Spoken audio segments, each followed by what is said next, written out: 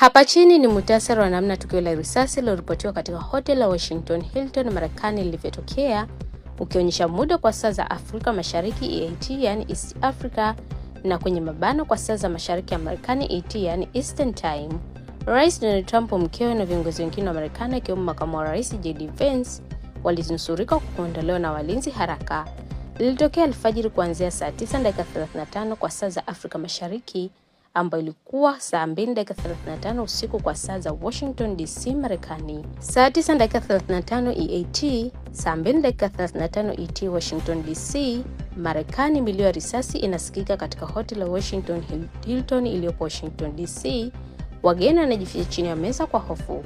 Maafisa wa usalama wanamfikia haraka Donald Trump na watu wake wa karibu na kuwatoa eneo la tukio kwa ulinzi mkali. Saa 10:17 EAT, sawa na saa 3:17 ET Washington DC Marekani, Donald Trump anatoa taarifa ya kwanza kupitia mtandao wa Truth Social akisema mshukiwa wa tukio hilo amekamatwa. Saa 10:36 EAT, sawa na saa 3:36 ET Washington DC Marekani, Trump anasema anaondoka katika hoteli hiyo kwa maelezo ya vyombo vya usalama na sheria. Saa 11:29 EAT, sawa na saa 4:29 ET Washington DC Marekani, Trump anachapisha video inaonekana kuonyesha mwanzo wa tukio la risasi. Baadaye anachapisha pia picha ya mshukiwa.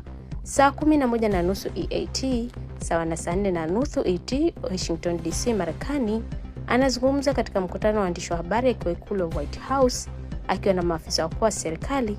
Anasema kuna uwezekano mshukiwa alikuwa akifanya kazi peke yake, yaani one wolf.